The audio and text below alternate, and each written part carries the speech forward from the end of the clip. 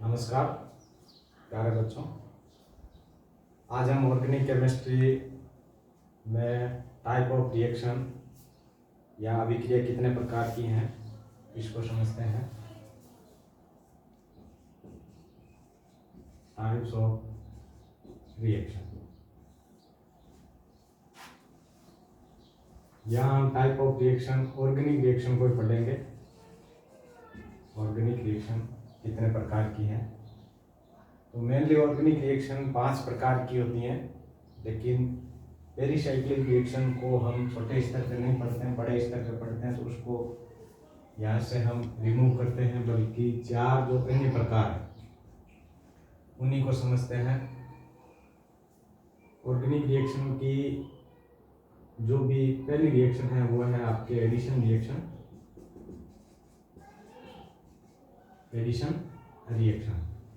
Addition reaction में carbon carbon double bond वाले यौगिक या कार्बन कार्बन ट्रिपल बॉन्ड वाले यौगिक ले सकते हैं, या डबल बॉन्ड या ट्रिपल बॉन्ड वाले अन्य कोई भी यौगिक जो ऑर्गेनिक कंपाउंड है वो ले सकते हैं। इसमें अनसैचुरेटेड होगा ये, अनसैचुरेटेड।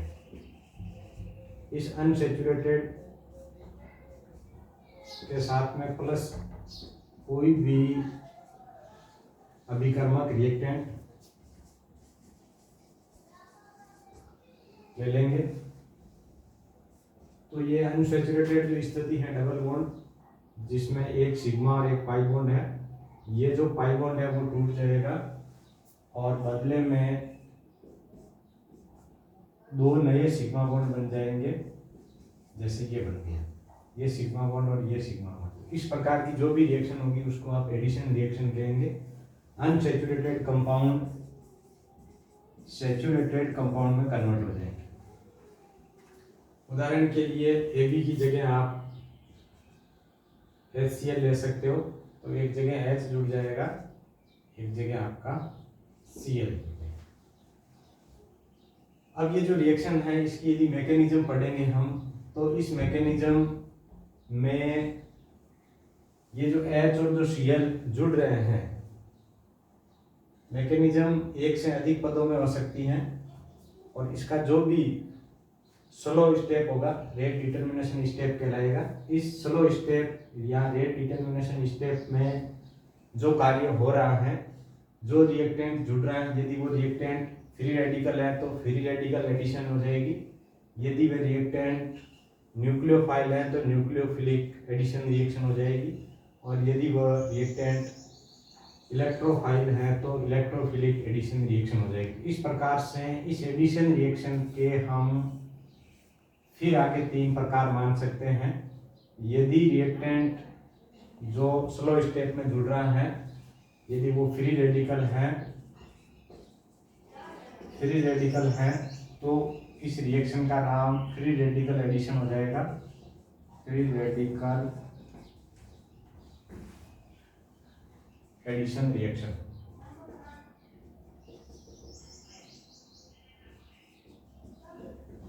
यदि वो न्यूक्लियोफाइल है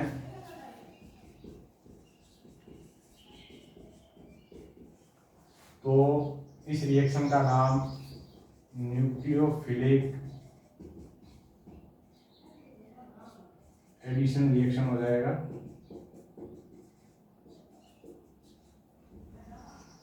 यदि इसके वेग निर्धारक पद या रेट डिटर्मिनेशन स्टेप में इलेक्ट्रोफाइल जुड़ता है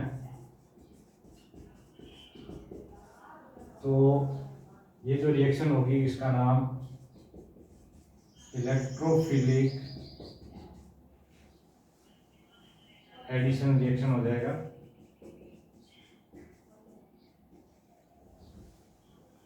इनको डिटेल में हम आगे के टॉपिक में पढ़ेंगे। सेकंड प्रकार की जो रिएक्शन होगी वो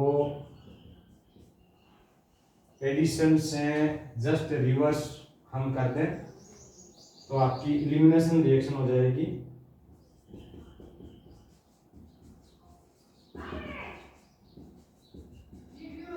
ये रिएक्शन एडिशन की रिवर्स है, रिवर्स ऑफ एडिशन। यानी ये जो प्रोडक्ट बन रहा है वो रिएक्टेंट हो जाएगा, रिएक्टेंट का वो आपका प्रोडक्ट हो जाएगा। तो रिएक्शन इस टाइप से सैचुरेटेड लेंगे, ए और बी जो आपका जुड़ा हुआ है, सिग्मा सिग्मा बॉन्ड बना हुआ है, वो सैचुरेटेड कन्वर्ट इनटू अनसैचुरेटेड हो जाएगा। और ये जो दो सिग्मा थे वो आपके एक पाई बॉन्ड में कन्वर्ट हो जाएंगे और ए बी आपका रिएक्टेंट अलग हो जाएगा। जैसे HCl है तो HCl यहाँ पे अलग हो जाएगा। तो ये इस टाइप वाली जो रिएक्शन है वो एलिमिनेशन रिएक्शन कहलाएगी।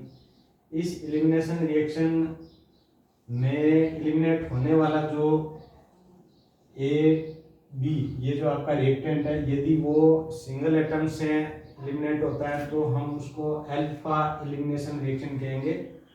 और यदि वह जिस टाइप से ये रिएक्शन लिखी हुई है अलग अलग अल्फा कार्बन से बीटा कार्बन से यदि होता है तो इसको हम बीटा एलिमिनेशन कहेंगे। तो मूल रूप से इस रिएक्शन के लिए हम अल्फा और बीटा एलिमिनेशन रिएक्शन मान सकते हैं।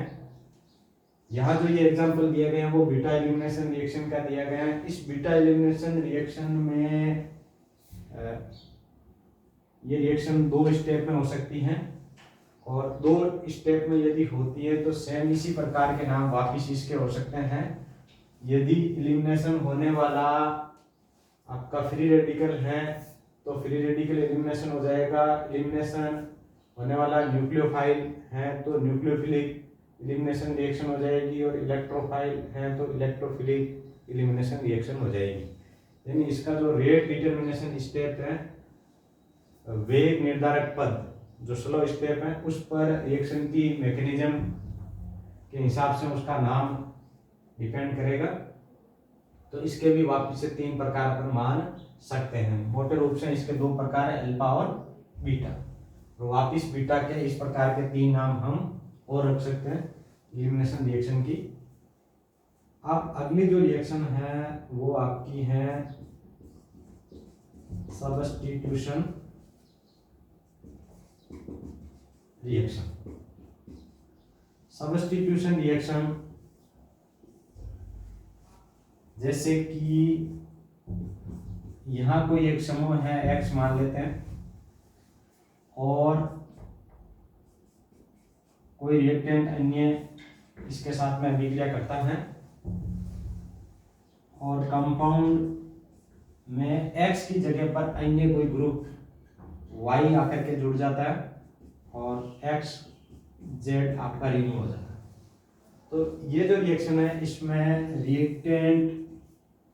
ये रिएक्टेंट है और ये आपका प्रोडक्ट है। तो रिएक्टेंट से प्रोडक्ट में जब आप चल रहे हो तो एक ग्रुप यहाँ से हट रहा है, ये X एटम भी हो सकता है या आपका कोई ग्रुप भी हो सकता है। तो अणु या परमाणु यहाँ से हटेगा और दूसरा अणु या परमाणु यहाँ पर आकर के जुड़ जाएगा। तो इस प्रकार से एक एटम या ग्रुप का रिप्लेसमेंट अन्य एटम या ग्रुप से हो जाता है। तो इस प्रकार की रिएक्शन को सब्स्टिट्यूशन रिएक्शन या प्रतिस्थापन अभिक्रिया कहेंगे। ये प्रतिस्थापन अभिक्रिया में जो आपकी मैकेनिज्म लिखी जाएगी और इस मैकेनिज्म में ये जो हट रहा है समूह X या एटम X, वो यदि हट रहा है और इसके वेग निर्धारक पद में RDS रेट डिटर्मिनेशन स्टेप जो कि स्लो होता है, उस स्लो स्टेप में यदि आपका फ्री रेडिकल है या न्यूक्लियोफाइल है या इलेक्ट्रोफाइल है तो इसके आधार पर हम इस रिएक्शन के नाम रख सकते हैं। फ्री रेडिकल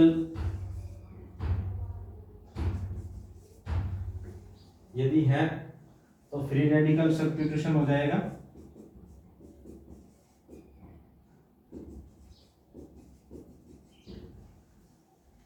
यदि RDS जो है उस RDS में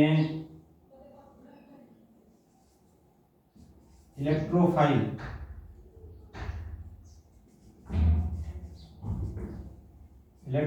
यदि आपका जुड़ रहा है या रिमूव हो रहा है तो उसको हम इलेक्ट्रोफिलिक सब्स्टिट्यूशन कह देंगे।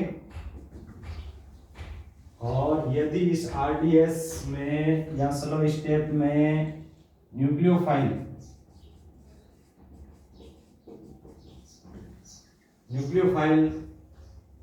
यदि जुड़ रहा है या रिमूव हो रहा है तो आप इसको न्यूक्लियोफिलिक सब्स्टिट्यूशन रिएक्शन कह सकते हैं। तो इस सब्स्टिट्यूशन रिएक्शन के भी फिर आपके 3 पार्ट हो जाएंगे, इसके भी 1, 2 और 3 पार्ट हो जाएंगे।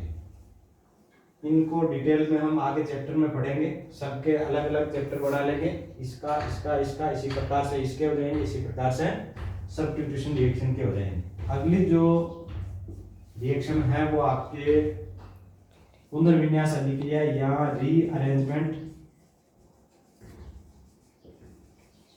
रिएक्शन। रीअरेंजमेंट रिएक्शन में न सैचुरेटेड अनसैचुरेटेड होगा और न इस प्रकार से एलिमिनेशन होगा, न एडिशन होगा, न सब्स्टिट्यूशन होगा, किसी प्रकार से कोई काम नहीं होगा इन तीनों में से, बल्कि रिएक्टेंट में से कोई एक समूह या एटम ग्रुप या एटम कोई भी ले सकते हैं, वो अपनी जगह बदल करके उसी रिएक्टेंट में अन्य जगह पर आ जाता है। जैसे सपोज करते हैं हम एक एल्केन लेते हैं CH2CH2CH3, ये नॉर्मल एल्केन है। इस नॉर्मल एल्केन की यदि हम रिएक्शन करवाते हैं AlCl3 के साथ में तो इसका आइसोमर बन जाता है और चेन आइसोमर बन जाएगा। अभी ये नॉर्मल है, ये यहां से ग्रुप